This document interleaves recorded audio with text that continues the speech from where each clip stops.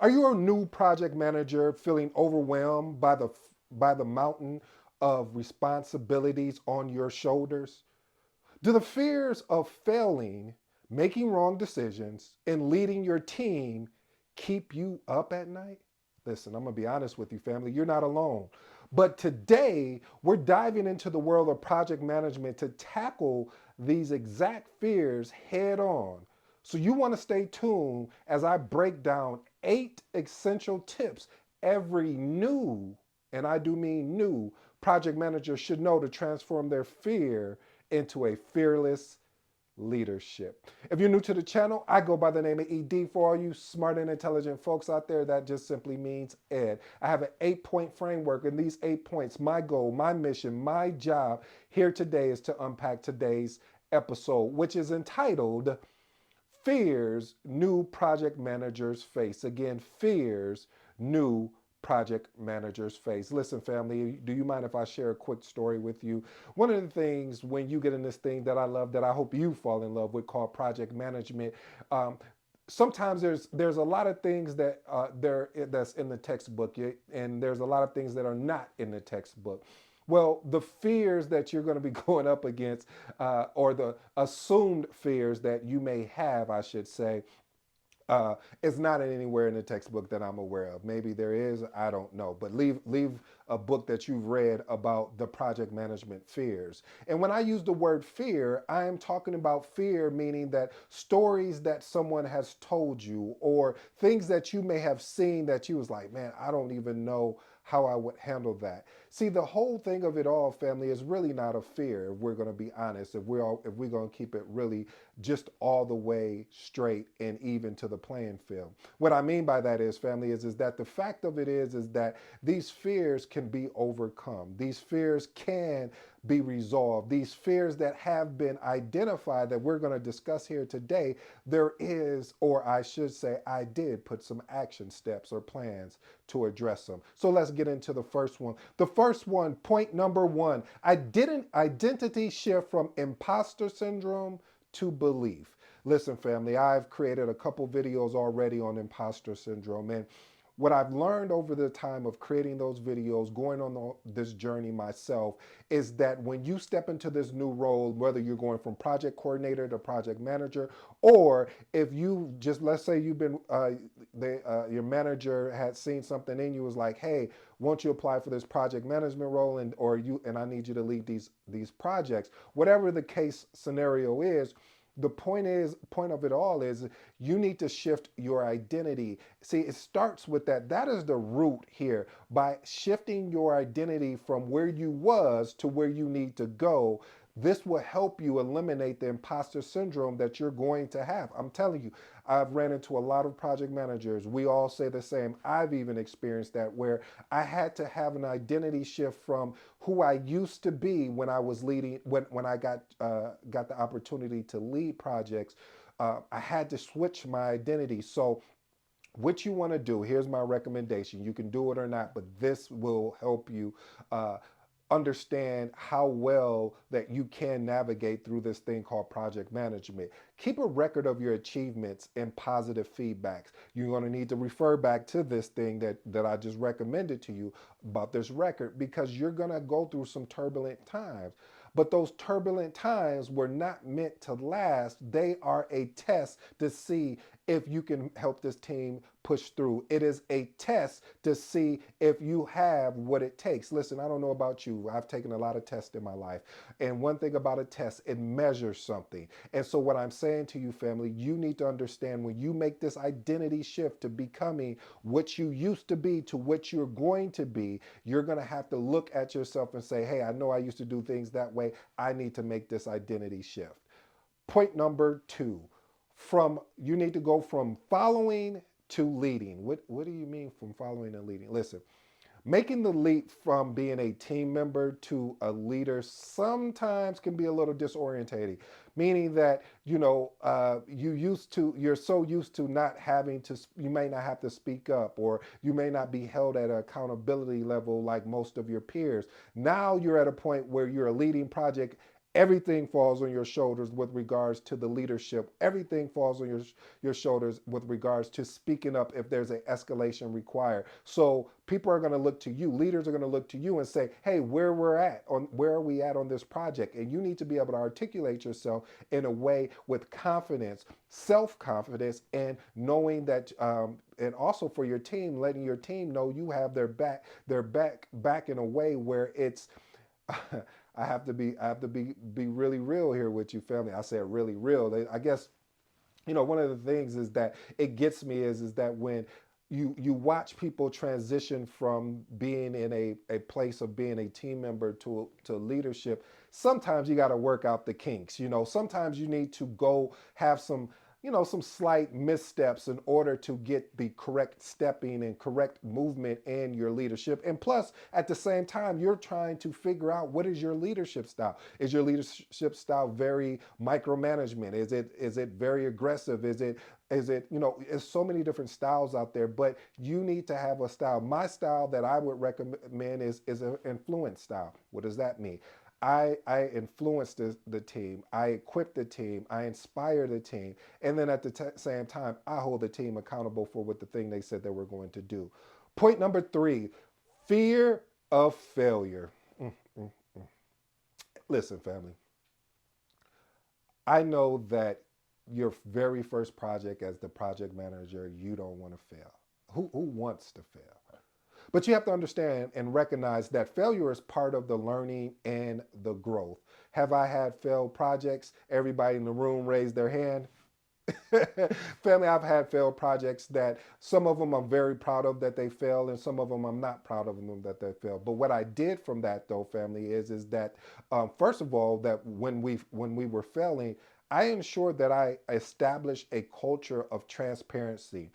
And then from that piece, I also make sure that we found ways to improve within the team, whether maybe we need to get some different subject matter experts on the team to help us get over the goal and to be able to make sure this project has a success. Listen, I would recommend selling both successes and failures because these are really truly opportunities to learn. Some people say you learn more in the things that really didn't go right, aka failures, than you do in your successes. And I'm kind of on the fence with that because at times I do believe I've learned a lot more. But to be honest with you, I love winning. I love the passion of having another shot.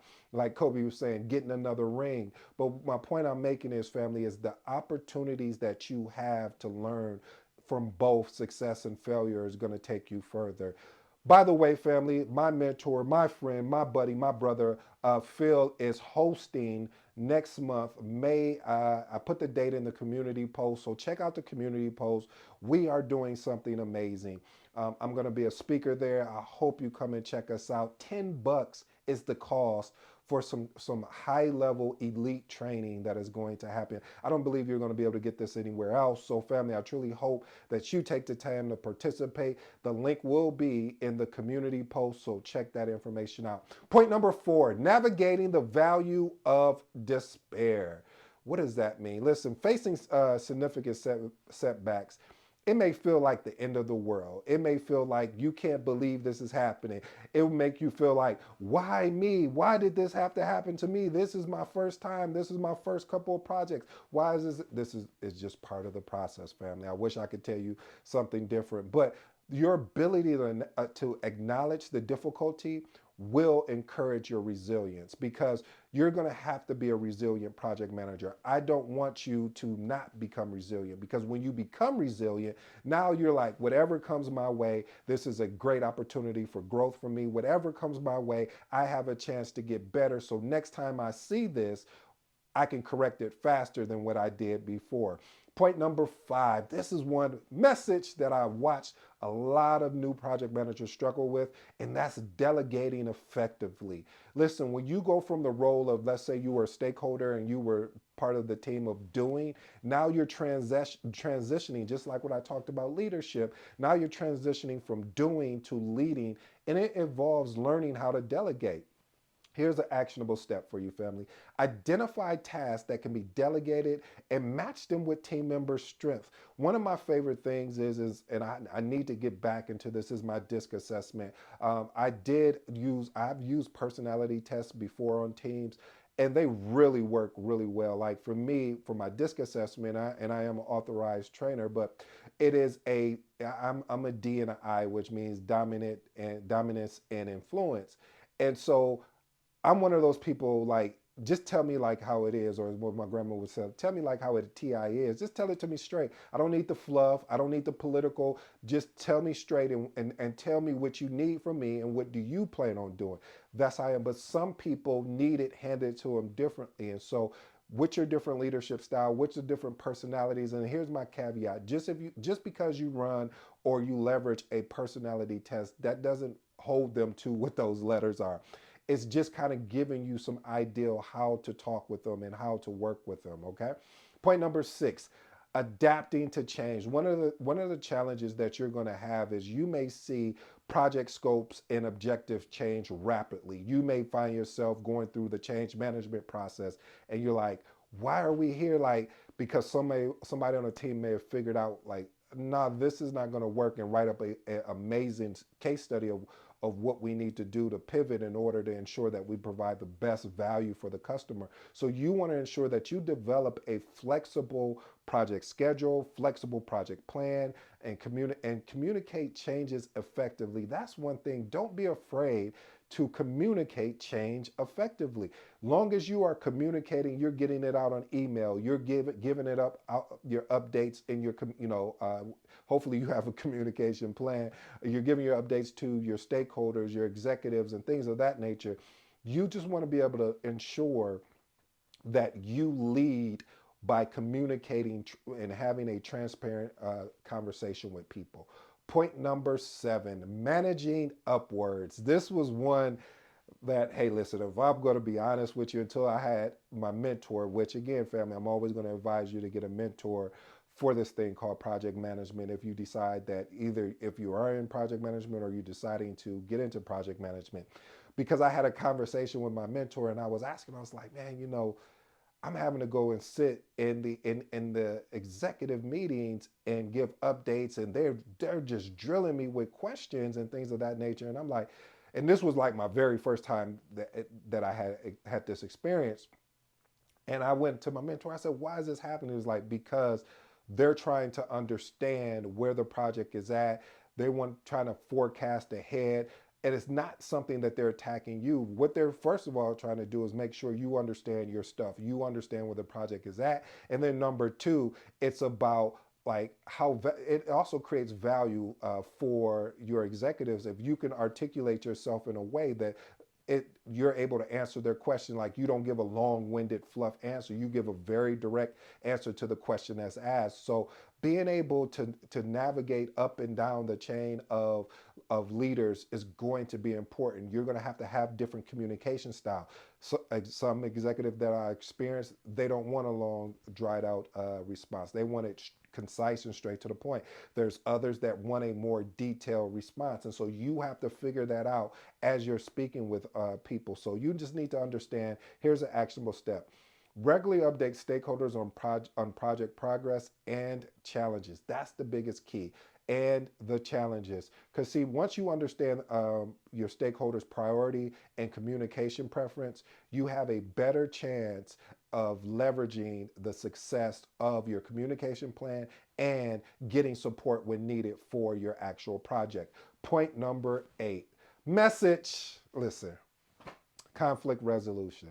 Uh, I don't even know where to start with this one, because I'm smiling because I remember the first time I was in a meeting and I watched two stakeholders go at it. Like, I mean, they were arguing, and I'm sitting there because I'm confused. Like, it's not that serious. I mean, we could have a very professional conversation without it getting to the tense that it was. However, but these is how these two communicated. And right after the meeting, they shook hands like nothing was happening. Say, "Hey, let's go to lunch." And I'm sitting here like, what? I was like, you just called him every name in the book, and he just called, but we got to a resolution. And so when I'm talking about conflict resolution, family, You have to understand when to jump in and when to pull back. And I wish I could give you a case study on that, but it's subjective because it's based on the stakeholders. There's sometimes when stakeholders will be going back and forth and you need to cut it off immediately before it gets to a level where it impacts everyone on the team where no one wants to go. But again, you're going to have to gauge that. You're going to have to understand that. You may need to have a side meeting with both of those stakeholders first individually and then together to say, hey, we can't have this disrupting our meeting. But you're going to have to understand there's going to be moments where it will get heated and you might need to let that conversation go. You might need to let these people get whatever is bothering them about the project, whether they're not getting the proper support, whether they're not collaborating, whatever that thing is. You want to make sure that you know when to jump in, and the only way you're going to know is through going through it. This is nothing that anyone can coach you or teach you on. Where they can coach you and teach you is saying how you handle it after a heated debate or during the heated debate, being able to write down points of what both parties were saying, so you have an understanding, so you can say, well, okay, I see where you were going, but you didn't have to use that type of tone to address your point. So again, family, this point number 8 is huge because you're going to have a lot of conflicts on your project where people either don't want to do something, they're going to be so focused on the problem that they're going to lose distance and visual of what the actual solution is. So I just challenge you, family, when you get in your first meeting and you see a conflict happen, make a decision right there to figure out as you're listening when you should jump in or say, hey, okay, we get what you're saying. Calm down a little bit. There's going to be certain things you'll learn along the way as you grow. All right, here's my bonus. Decision making paralysis. One of the things is that in this role as a project manager, sometimes your pressure to make the right decision can be overwhelming. What I like to do is I adopt a framework of saying, okay, how much data do I have? Okay, I'm about 70, 80%. All right, I'm gonna make the call. I'm gonna make the decision, and then we'll work from there. If the decision goes left, here's the plan. Here's the plan to suit that. If it goes well, all right, then we're good. But having a backup plan just in case that other plan goes left, and sometimes you may not have a backup plan. You may have to deal with the decision you have to make, and then what you need to do if it doesn't go well, to be able to circle back and see how you could have made a better decision. Because again, this position, this role is really trial and error, family. This is where to get the best results, to become very exceptional, and I'm still growing as a project manager, is you have to do the role. When you do the role, you'll have a better context of how to address certain things. And here's one more bonus because I'm feeling great today. Prioritize team health and dynamics. What I mean by that is, family, is the ability to ensure that you are prioritizing your mental well-being. Uh, not don't do what I did, where I'm so addicted to this thing called project management. I'm obsessed because I want to ensure that the team is really truly winning. Is that I may not go take a lunch break or go get up and just walk around a little bit to stretch my legs. I'm there jumping from meeting to meeting or being engaged with stakeholders and finding where they're at. No, get up, walk, walk around. I don't know if you're in an office, your home, wherever you're located at. Just take a moment to walk away and then come back, because you want to be as fresh as you can be continuously as you're going through these different meetings, because they're counting on you to deliver on what the expectation that was set in the project charter, then in the project management plan. Here's my closing remarks. I have 3 of them, as you know. Point number 1, the fear of failure. Listen, like I stated earlier, this is common fear among new project managers, that they recognize that failure can happen. But I want to ensure them, I want to let them know that it's part of the learning and the growth. Point number 2, identity shift from imposter syndrome to belief. And I probably should have said belief in yourself. Don't doubt your abilities. Just don't do that. Let me tell you why. Because when you start doubting your abilities, then you start doubting other things about you that is going to take you on a spiral. You don't need that. What you need to focus on, family, is saying, hey, whatever happens here, I'm going to have an opportunity to learn, whether it go well or not.